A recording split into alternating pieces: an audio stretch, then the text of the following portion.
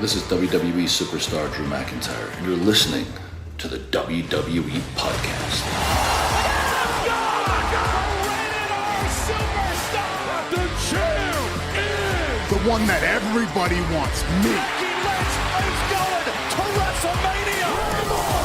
Claymore! Austin 316 says I just whipped your ass. This is my iron. You're going to acknowledge me. What is going on, everybody, and welcome back to another main event review. Thank you very much for tuning in once again. We have a break from PLEs, so back to normal main event proceedings with the two matches and Raw's last week's Raw to review here. So a quick main event review, but SummerSlam is around the corner. It feels as though it's coming very quick. And all these storylines need to kind of speed up. And it looks like WWE are not playing around with the upcoming matches and the storylines and the feuds. Already setting up a few matches. We know that we've got the match between Randy Orton, Logan Paul versus Logan Paul, Drew McIntyre with Jelly Roll, which I've given my opinions on that. Just don't like the idea of seeing Randy Orton and Drew McIntyre, for that matter, in a match like this as well. Last week, we confirmed that John Cena and Cody Rhodes will be taking on each other in a street fight. That one's great. It's great to see John Cena actually competing in a match that isn't just a standard match. A bit of no disqualifications. Let's see if he does actually take any tables or chair spots. I know he took, obviously, the table spot on the latest SmackDown, but we'll see if he takes some more pain in this match. We also got a steel cage match. Solo Sikoa taking on Jacob Fatu. I also like that. And some women's matches confirmed. Becky Lynch taking on Lara Valkyria. And we've also got the triple threat match, which we'll talk about on this review. But yeah, the matches are coming in quite fast. I suppose we'll have more coming up. Obviously, Dominic Mysterio and AJ Styles will most likely go ahead at SummerSlam 2. But yeah, we'll more to come, and I guess more to review in the future episodes if they are obviously premiered on Raw. But going into the first main event match, we had Ivy Nile taking on Maxine Dupree. So these two longtime friends going back at it in the ring. It feels as though that they never really had a real program since Ivy Nile did turn on Maxine Dupree and join the American Made. So it's good to see them back in the ring again. But this is Ivy Nile's third straight victory against Maxine Dupree. It seems as though that Maxine Dupree, despite the improvements she's made in the ring, which are massive improvements, she looks a lot more confident in there. And the fact that she is the younger superstar, and the fact that a lot of fans really enjoy her, and she gets pretty decent pops on main event, doesn't get the victory here. And it comes at a way that you sort of think that it's protecting her with Ivy Nile's foot on the ropes, but no momentum for Maxine Dupree. And it seems as though no momentum for her mentor, Natalya, either, as those two are not going near the tag team division either. I did forget to mention Charlotte Flair and Alexa Bliss is going up against Raquel and Roxanne for the title. But these guys have no involvement in that whatsoever. They're a newly formed tag team. They haven't really gone or continued off the fact that Maxine's cost them opportunities. And yeah, they're not really getting anything on the main stage. So I think Natalya is just settled to be a mentor. But again, no victory here.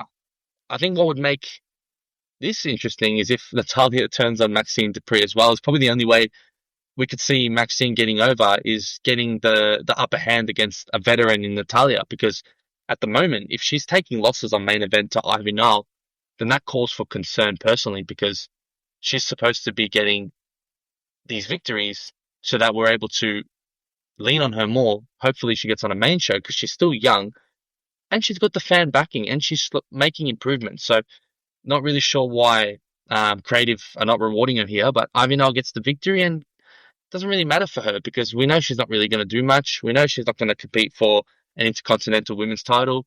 So don't really understand the rationale behind not giving Maxine the victory here. And yeah, I think it's just another mistake here, unless the only way where like superstars that are expected to win don't win is to create more frustration and see how we react as fans and see where the pool and fans are getting. Like I know they did that with Karrion Kross a bit, and it seems to be working really well. So maybe they're doing the same for Maxine Dupree. They want that reaction from us to see whether we like her or not, whether we're upset if she wins or loses, and a lot of people are. So it's good to see. Maybe that might be out of a benefit for her. So we'll keep track of that. But Ivan Earl does get the victory there.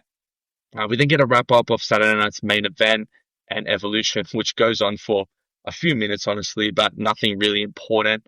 But the first segment of Raw starts with Naomi coming into the ring, basically pulling a promo and saying that the fans obviously were cheering for her and giving her "You deserve a chance," but she didn't want to hear it, given that they weren't feeling the glow, which is so true. I love how Naomi came out and addressed this. It's great to get that reception from the fans, obviously, but sticking to her heel character here was the right move. And to say that people were obviously now switching up on her and they weren't feeling the glow, it's true. No one was. And everyone's feeling this at the moment, but Naomi's not buying into that. And we're really happy with her character here. She also mentions that no one expects her first move. Everyone expected her to catch on Tiffany Stratton. Well, I didn't expect her to catch on Tiffany Stratton. I was surprised that she did go for this title and cashing in Evolution.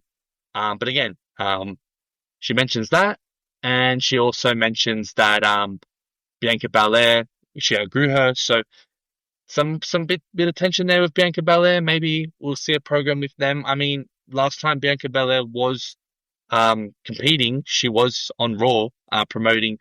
Oh, pretty much Naomi's replacing her at the moment, but was in that WrestleMania triple threat match on Raw. So maybe we'll see Bianca Belair come back, and that might lead us to think that Naomi won't lose the title. Surely not on her first SummerSlam match, but she goes on to say that, and then Rhea Ripley comes into the ring, mentions that she's upset and that Naomi's on her hit list, and then that's when obviously Io Sky comes in.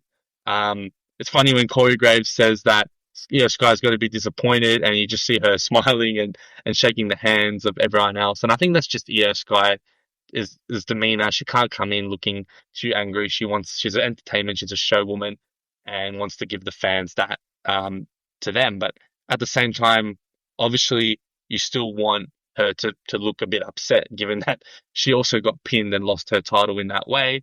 But she tells Ripley to get in the back of the line, and they get into a bit of an argument. Naomi says, "You're all the way at the back of the line, and none of them are going to compete." But that's when Adam Pearce comes in, announces that triple threat match. So we're basically getting Naomi replacing Bianca Belair and another triple threat match here. So another match where we see Rhea Ripley and Io Sky going up against each other, where we can imagine that Naomi's going to retain the title, but another masterclass between those two is what's going to be expected. Let's see what happens when Bianca Belair kind of gets involved, because I do suspect that she will, as mentioned. But again, loving this Naomi character. I like the idea that she's on Raw as well, a bit of a change and a mix-up for her, and suits her character really well. She is killing it ever since she's turned heel, and a lot of people have called out, including myself, for her to have a heel turn, and she's doing so well. And some of the stuff I like is she's able to kind of transition from the glow to proceeding with caution, which is a great catch line, is another great mimic, and that cynical laugh is quite impressive as well. Plus her mic skills are extremely impressive, and she seems a lot more confident being a heel on the mic too, so it's great to see. We then have the 2 out of 3 falls match between Lyra and Becky and Bailey, where obviously Lyra gets the victory. We had Bailey get the first pin, which when you get the first pin, you know that you're going to lose, especially the way these matches are kind of constructed. We had her getting the first pin, and then Lyra getting the second, and then getting the Nightwing and getting the victory here, I believe so.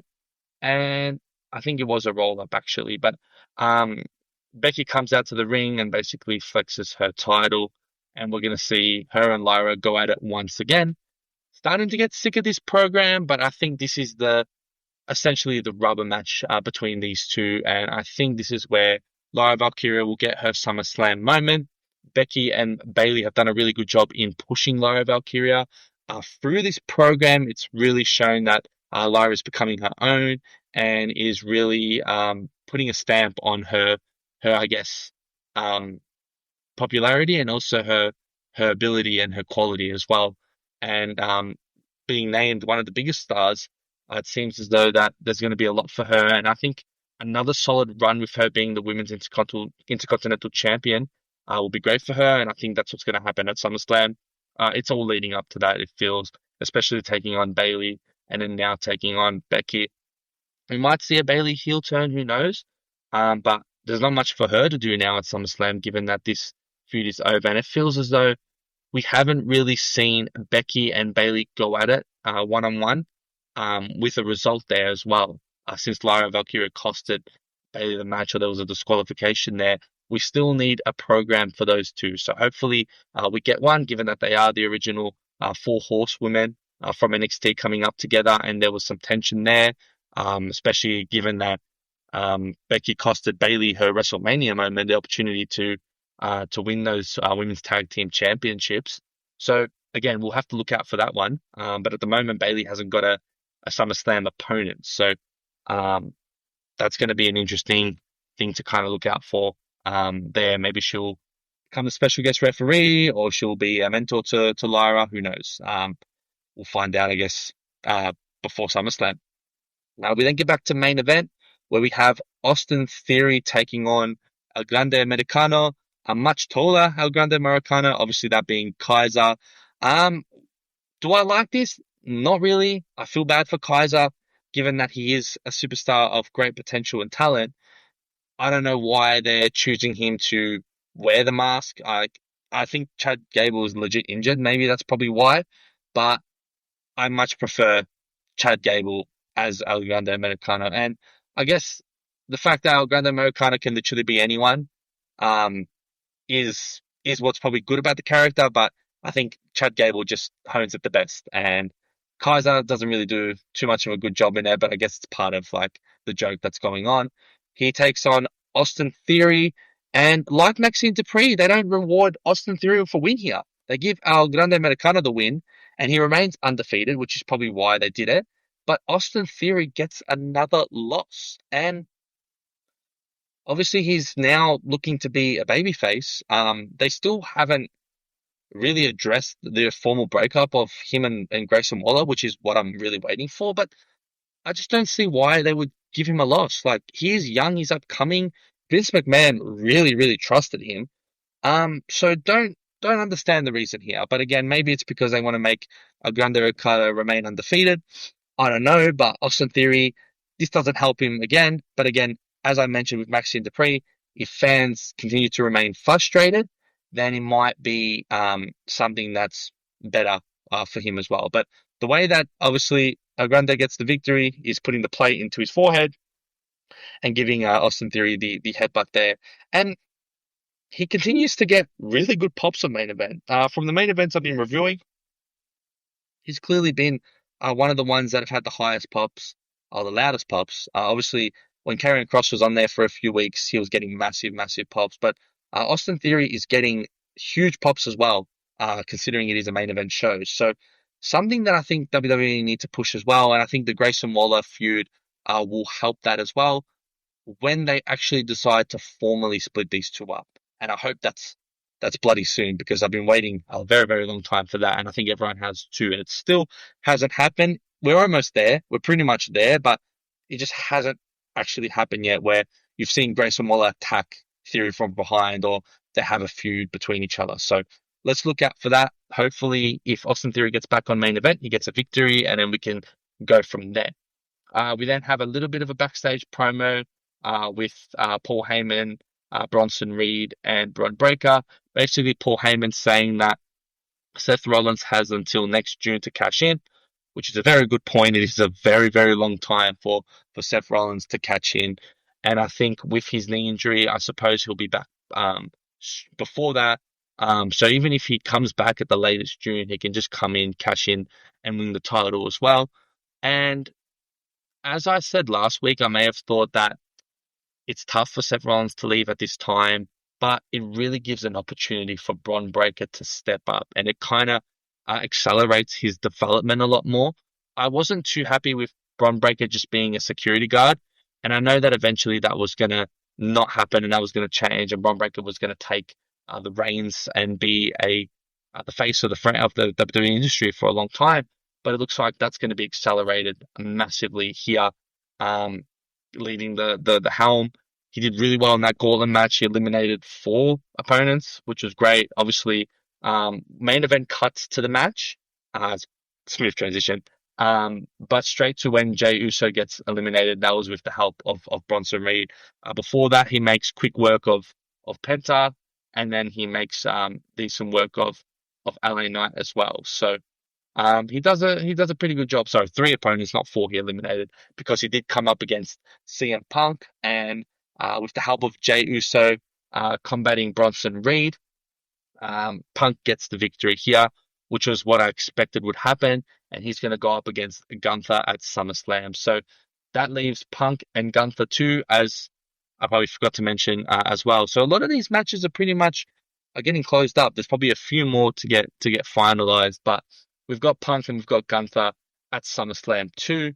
And before I get to the stuff that happened after that, we'll talk about that match. I don't really know who's going to win, because I think they could give it to Punk, but Gunther has been on a tremendous run and he just got his title back. So I don't know if I would see Gunther losing, given that he's been on a tear at the moment. But it is CM Punk, and CM Punk breaking through and getting a victory would be fantastic as well. And what could potentially happen is maybe Punk wins, and I've seen little rumors of it. I still don't think it's true, but maybe we might see Seth Rollins come back and cash in on Punk. That would be a bit of a spanner in the works. There are rumors that he's faking the injury, but I hope they're wrong, and I think they are. But we haven't really heard much on the news of whether Seth Rollins has been injured or not. But the way he went down, it looked like it was a legit injury, because you can't just get injured doing a flip, selling and getting the doctors there and giving LA Knight the victory. It just didn't make sense for it to be fake. So again, we'll have to see. But if that happened, that would be quite interesting.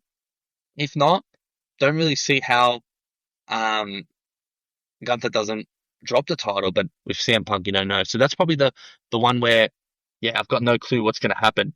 But it'll be a really good match. It's great to see Gunther actually taking on someone that is of high status as CM Punk.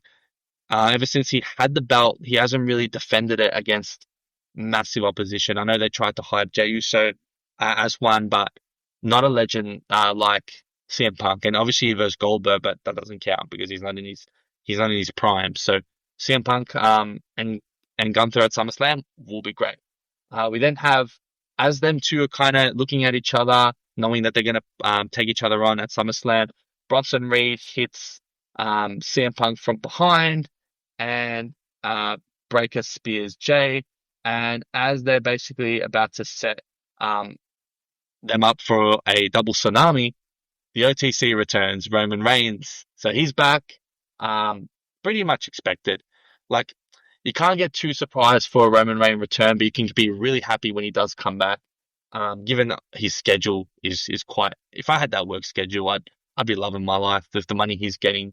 But right around the corner from SummerSlam, it makes sense that he comes back. He makes quick work of Bronson Reed with a Superman punch, and then he does the same to Bron Breakker, I believe, if not attacks him. Oh, drags him down. That's right. He drags him down and starts hitting him, and then Bronson Reed comes back into the ring. But we see Roman Reigns lift him up for a Samoan drop, showing some great power. Roman Reigns has got some tremendous power lifting up that man that with that ease.